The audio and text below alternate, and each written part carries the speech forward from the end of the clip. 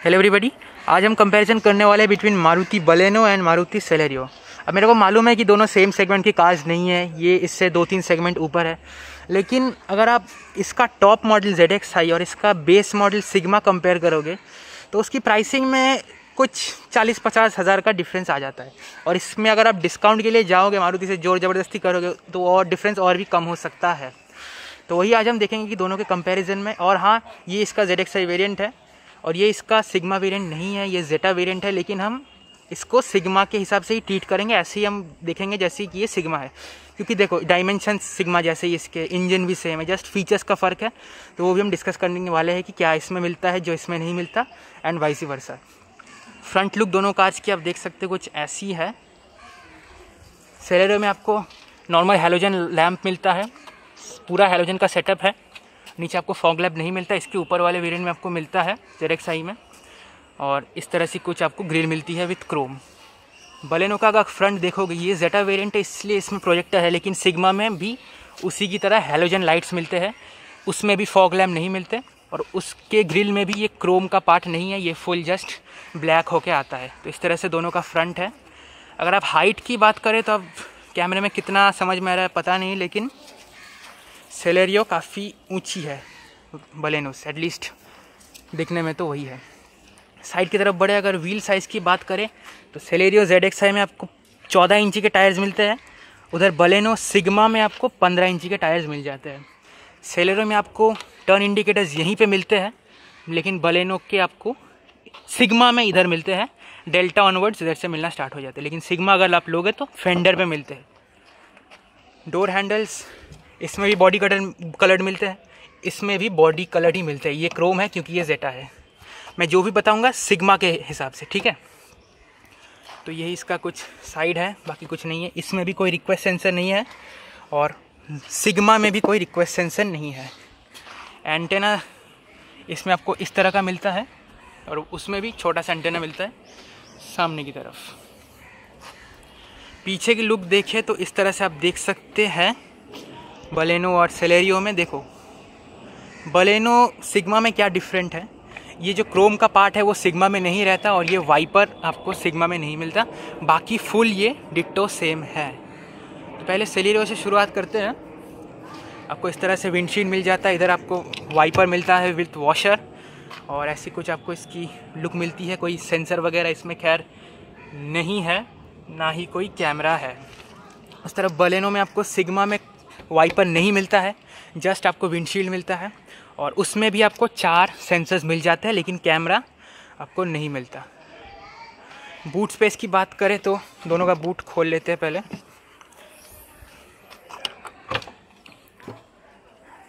Boot Baleno का काफ़ी ज़्यादा बड़ा है व्हेन कंपेयर टू सेलेरियो, आप क्लियर देख सकते हैं।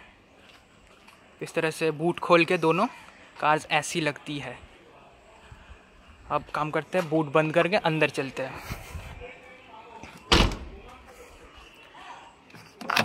ओए होए, पहले सेलेरियो में घुसते हैं।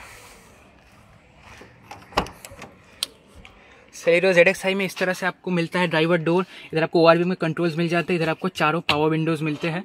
लेकिन बलेनो की अगर हम डोर की बात करें,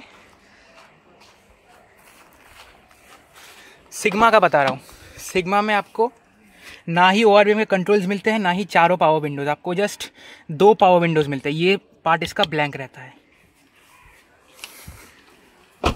वापस उधर चलते हैं, पहले इसका फुल बता देता हूँ अंदर का क्या है, उसके बाद बलेनो में जाएंगे। ये इसमें आपको ड्राइवर साइड एडजस्टेबल सीट नहीं मिलता। इस तरह से आपको इसका स्टीयरिंग व्हील मिल जाता है, ये आफ्टर मार्केट है, ये लेदर रैप नहीं है। और इस तरह से आपको कंट्रोल्स भी मिल जाते हैं स्टीयरिंग पे। ये आपको इंटीग्रेटेड ऑडियो सिस्टम मिलता है मारुति की तरफ से, ब्लूटूथ वगैरह पूरा ये सपोर्ट करता है। और इस तरह से आपको मिल जाता है बीच का इंस्ट्रूमेंटल क्लस्टर, इधर आपको स्पीडोमीटर मिलता है, लेफ्ट में आपको टैकोमीटर मिलता है, राइट में छोटा सा MID है जिसमें जस्ट बेसिक कुछ डिस्प्ले आता है।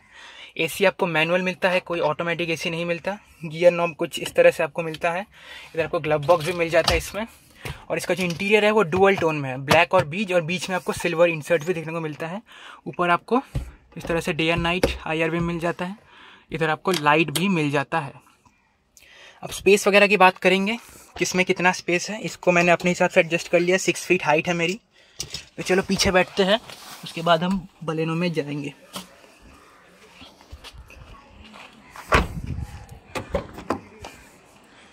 इसमें आपको पीछे भी मिलता है पावर विंडो, जो कि आपको बलेनो में नहीं मिलता। और बैठ गए, स्पेस इसमें आपको डिसेंट मिलता है। इतना मुझे लेग रूम मिलता है और नी रूम मिलता है, और लेग रूम भी इसमें ठीक ठाक है। पीछे आपको कोई एसी वेंट नहीं मिलता, ना ही कोई चार्जिंग सॉकेट। और इस तरह से इसका कुछ केबिन लगता है सेलेरियो का, और इधर हैंडल वगैरह भी मिल जाता है। लेकिन ये जो हेडरेस्ट है ये सारे आपको एडजस्टेबल ही मिलते हैं। तो अब चलते हैं सीधा बलेनो में। बलेनो के इंटीरियर को आप देखोगे तो उसमें भी आपको कोई डुअल टोन सिस्टम नहीं मिलता, फुल्ली ब्लैक इंटीरियर आपको मिलता है। ये जेटा मॉडल है, इसीलिए बीच बीच में आपको सिल्वर इंसर्ट्स भी देखने को मिलता है, लेकिन सिग्मा में ऐसा कोई सिल्वर इंसर्ट्स नहीं है, फुल्ली आपको ब्लैक मिलता है। और इधर आपको कोई इंफोटेनमेंट सिस्टम नहीं मिलता, आपको बाहर से लगवाना पड़ेगा। पूरा ये ब्लैंक रहता है। आपको स्टीयरिंग व्हील, आपको देखो ये कंट्रोल्स आपको नहीं मिलेंगे सिग्मा में, just fully plain steering wheel होगा। और इधर आपको बलेनो सिग्मा में बहुत ही गंदी चीज़ है, आपको ये जो स्पीडोमीटर है आपको बीच में मिलेगा, लेकिन आपको कोई टैकोमीटर नहीं मिलेगा। बिल्कुल जो मारुति 800 पहले आती थी वैसा इसका बना रखा है इंस्ट्रूमेंटल क्लस्टर, जो कि बहुत ही ज़्यादा घटिया लगता है देखने में। हेडलाइट के कंट्रोल्स इधर है उसी की तरह, और बीच में आपको कुछ स्टोरेज स्पेस भी मिल जाता है, USB ऑक्स मिल जाता है। AC आपको इसमें ऑटोमेटिक मिलता है, लेकिन बलेनो सिग्मा में आपको मैनुअल AC मिलता है, बिल्कुल उसी की तरह। और गियर फिनिशिंग भी इसमें आप देख सकते हो, ये क्रोम फिनिशिंग है, ये कुछ ग्लॉसी फिनिशिंग है, लेकिन सिग्मा में आपको ये चीज़ नहीं मिलता। बहुत ही घटिया सा एक फिनिशिंग आता है, फुल्ली जस्ट ग्रे ग्रे सा आता है। और इसमें आपको इस तरह से मिल जाता है वैनिटी मिरर, बीच में आपको लाइट मिल जाता है। और इसका भी स्पेस देखते हैं, मैं अपने हिसाब से बैठा हूँ, 6 फीट हाइट है मेरी।